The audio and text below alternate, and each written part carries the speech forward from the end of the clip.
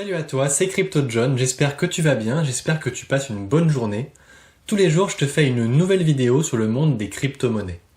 Alors si tu es intéressé par ce genre de vidéo, n'hésite pas à t'abonner, à appuyer sur la cloche, et c'est parti pour la vidéo.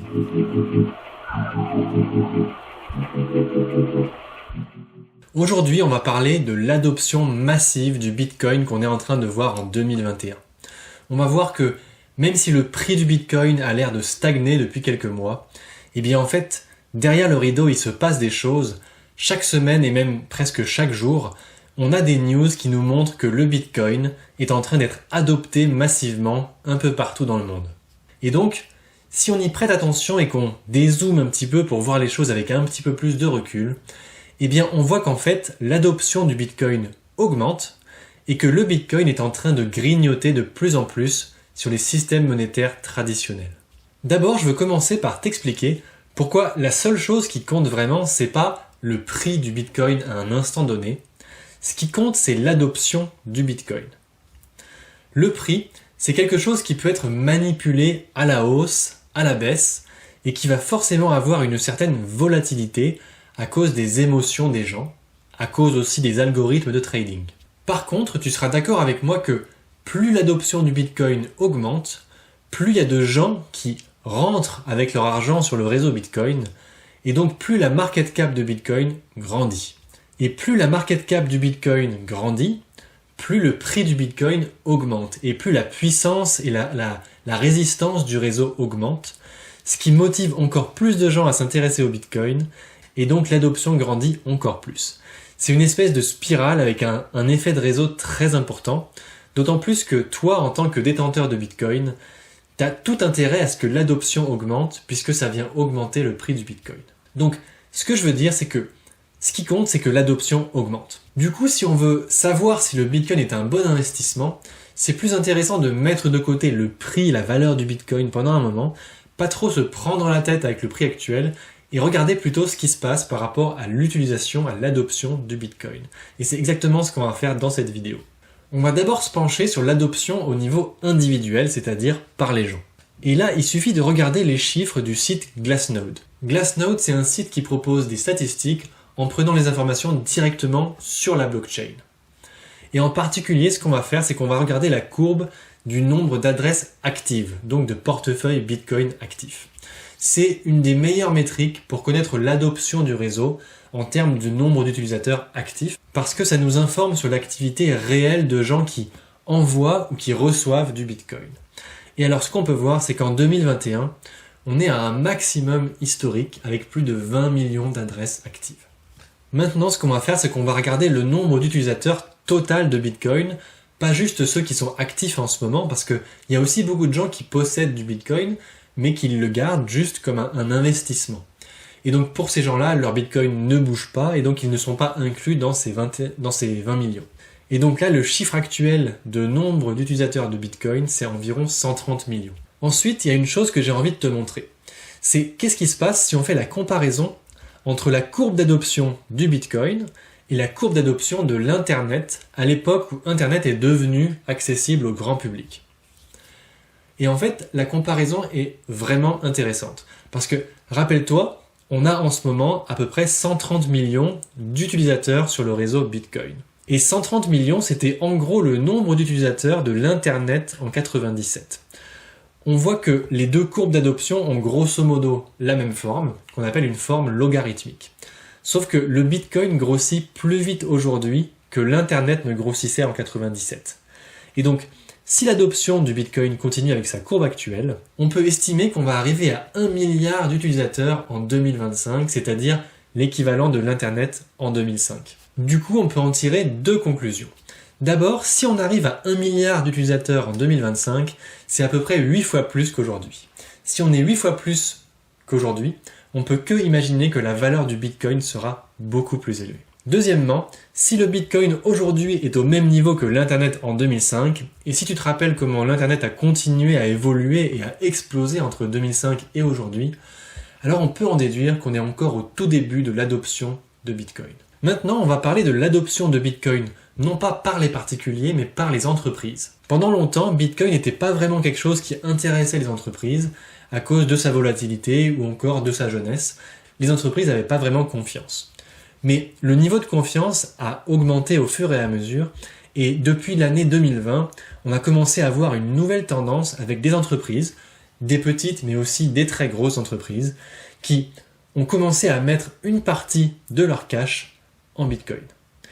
Et la raison principale, c'est que ces entreprises ont compris que le Bitcoin était un investissement durable dans le temps, et 2, un investissement qui peut protéger leur cash contre la perte de valeur à cause de l'inflation. La plus populaire de ces entreprises, c'est Tesla, qui a investi 1,5 milliard de dollars en Bitcoin, ce qui correspond à environ 8% de son cash. Ensuite, l'entreprise qui a investi le plus d'argent en Bitcoin, c'est une entreprise qui s'appelle MicroStrategy. C'est une entreprise de services informatiques, et en fait, son patron Michael Saylor a investi plus de 2 milliards de dollars en Bitcoin. Michael Saylor, c'est quelqu'un qui a passé beaucoup de temps à étudier le Bitcoin. Et il a tellement confiance dans le futur du Bitcoin qu'il est allé encore plus loin que Tesla. En fait, il a carrément emprunté 1,6 milliard de dollars avec son entreprise pour pouvoir acheter un maximum de Bitcoin. Michael Saylor a préféré emprunter, puisque les taux d'intérêt sont très très bas, pour être sûr de pouvoir accumuler autant de Bitcoin que possible, tant que c'est encore possible de les acheter au prix actuel. En l'occurrence, ils ont réussi à accumuler plus de 100 000 bitcoins, ce qui est vraiment énorme.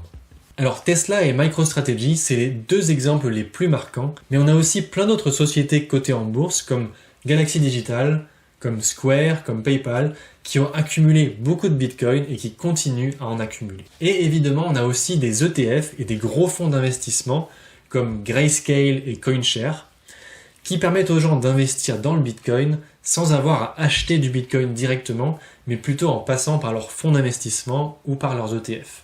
Et donc ça aussi, c'est des entreprises qui ont accumulé énormément de Bitcoin, surtout Grayscale avec plus de 600 000 Bitcoins.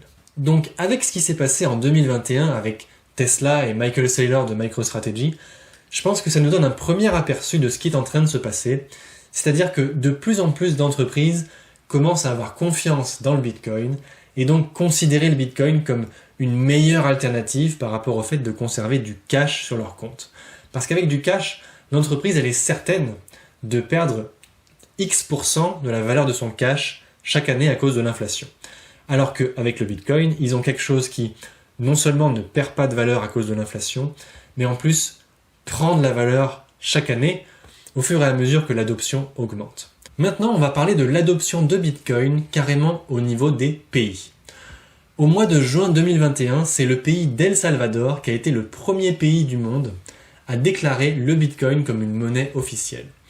Et le président d'El Salvador a aussi annoncé plusieurs grandes surprises. D'abord, ils vont faire du minage de Bitcoin au niveau national avec l'énergie des volcans qui sont dans le pays, donc avec une source d'énergie renouvelable et innovante.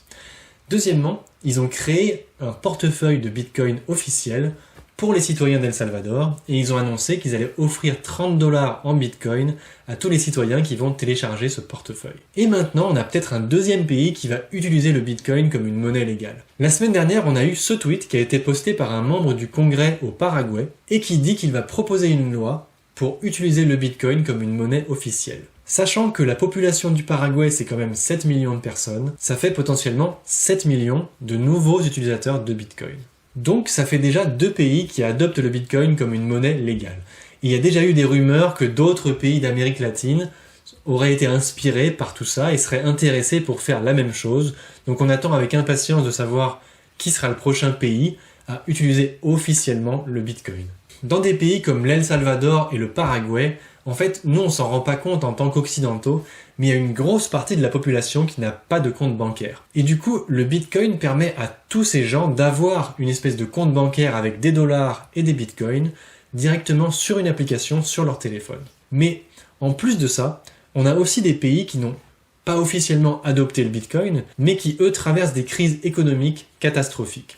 On a des pays comme le Liban, la Turquie, l'Argentine, le Nigeria, et c'est des pays qui ont des taux d'inflation hyper élevés Et donc les gens cherchent désespérément un moyen de conserver la valeur de leur argent. Du coup, dans tous ces pays, on a toute une partie de la population qui utilise effectivement le Bitcoin pour se protéger contre l'inflation. Ici, on a une courbe qui nous montre qu'en Turquie, l'utilisation du Bitcoin a été multipliée par 11 en un an. Et ça, c'est juste énorme parce que ça illustre très clairement l'utilité et je dirais même la nécessité du Bitcoin face à la destruction de la valeur des monnaies gouvernementales.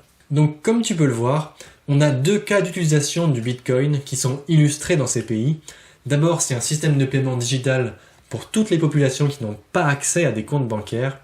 Et deuxièmement, c'est une réserve de valeur pour pouvoir être en sécurité quand la monnaie de ton pays part en vrille.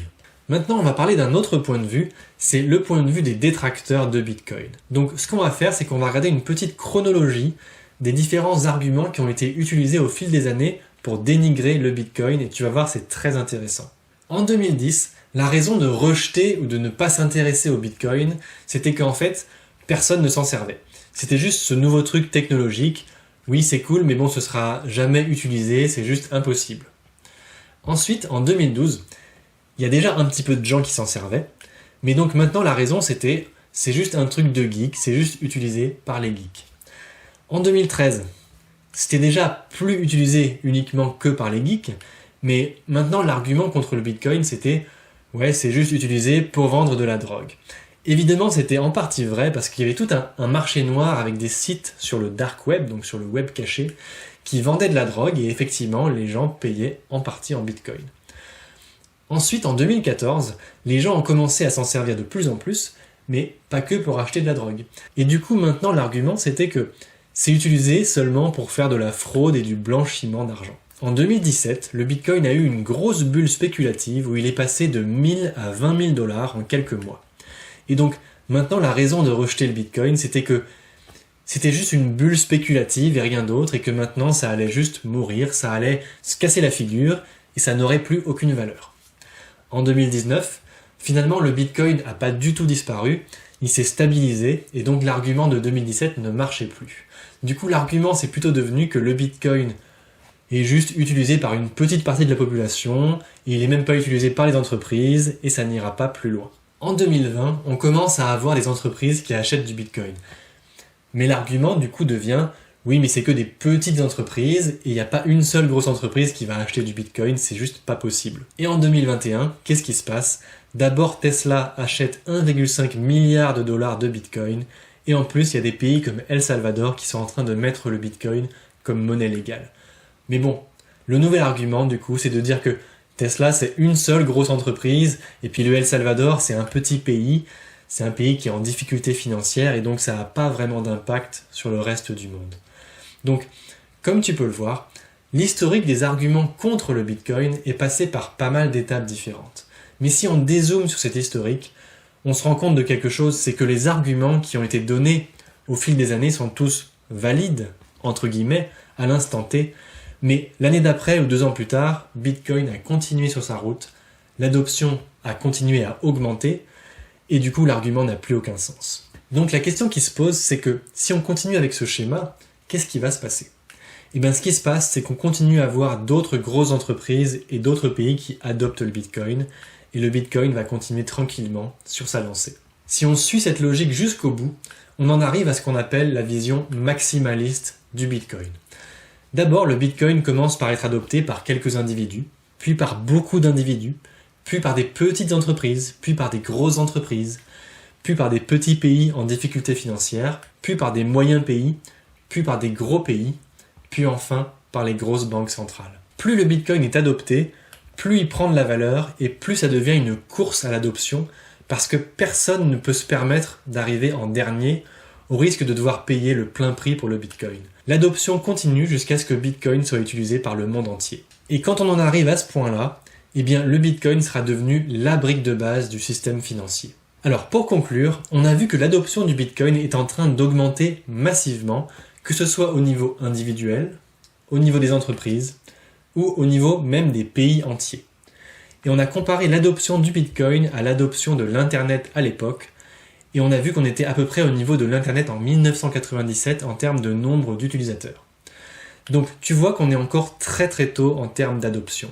Et c'est pour ça que je fais ces vidéos, c'est pour partager le message à tous ceux qui veulent l'entendre, qu'on est encore tôt dans l'adoption du Bitcoin et que contrairement à ce que beaucoup de gens ont l'air de penser, il n'est pas trop tard pour s'y intéresser. Alors bien sûr, je ne suis pas un conseiller financier et cette vidéo n'est pas un conseil en investissement, c'est juste une vidéo de divertissement faite par une personne lambda sur YouTube qui te donne son avis sur l'avenir du Bitcoin. Voilà, c'est tout pour aujourd'hui, j'espère que la vidéo t'a plu, si c'est le cas n'hésite pas à exploser le bouton j'aime, n'hésite pas aussi à t'abonner et à appuyer sur la cloche pour les notifications. Passe une très bonne journée et à bientôt.